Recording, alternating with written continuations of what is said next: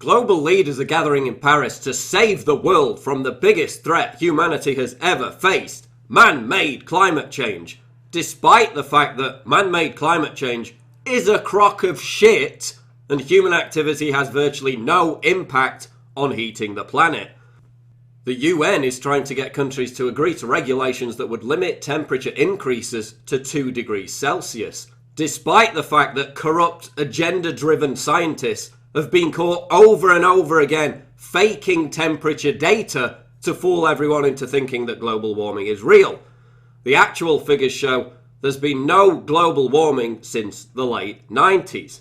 That means that every single one of these global conferences has been a completely pointless waste of time and money. Their only achievement in terms of altering CO2 emissions has been to belch out millions of tons of CO2 emissions. Global warming alarmists have been proven spectacularly wrong time and time again. In 2007 and 2009, scientists said that the Arctic would have ice-free summers by 2013. By the summer of 2015, Arctic sea ice was the thickest it's been in almost 10 years. Antarctic sea ice also hit a record maximum in 2014. NASA now admits that the polar ice caps are not melting.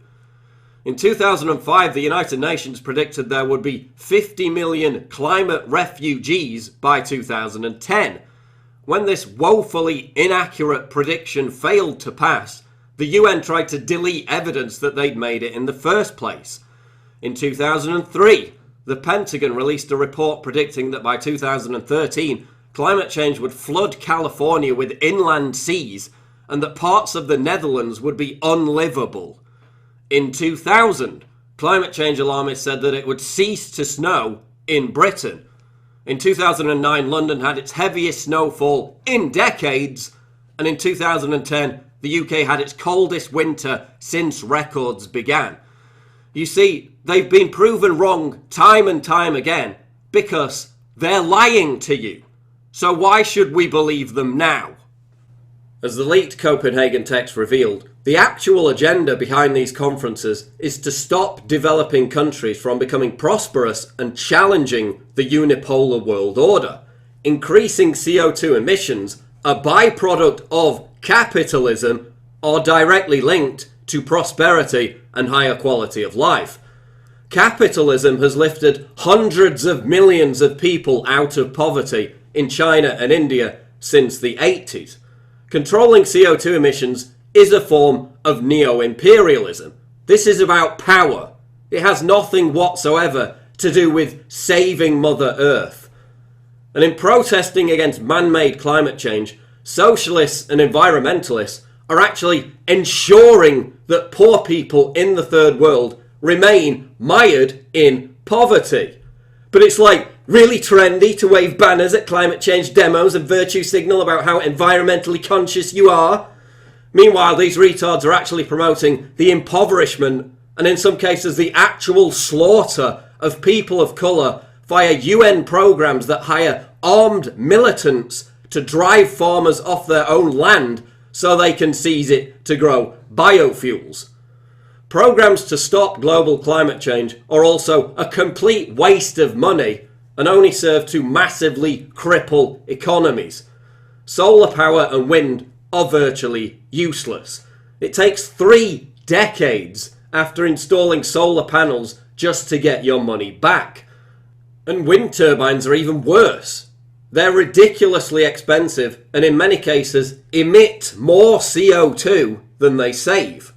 America has enough oil to last for centuries and could even become a bigger producer than Saudi Arabia or Russia. Yes, we need to find alternative forms of energy, but ones that actually work. As Bill Gates said, renewable energy can't do the job. It's a total waste of money. Green subsidies should all be switched into research and development of technological breakthroughs, not wasted on pointless solar and wind power that is completely inadequate for the world's needs. Also note how these climate change alarmists move the goalposts every single time they're discredited. First they called it global warming, and then when global warming stopped, they called it climate change.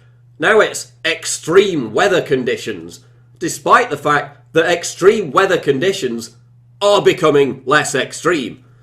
And now, as a result of decreased solar activity, that giant flaming ball of fire that global warming alarmists say has nothing whatsoever to do with climate change, we're actually about to enter into a new mini ice age, which is a shame because natural global warming actually produces a greener, more fruitful planet and increases the range and diversity of species.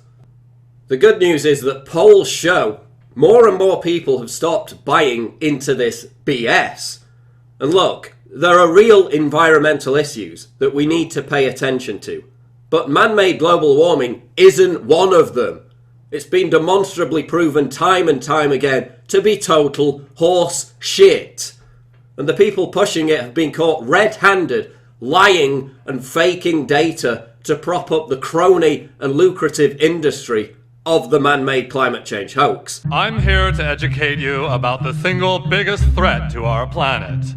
You see, there is something out there which threatens our very existence and may be the end to the human race as we know it.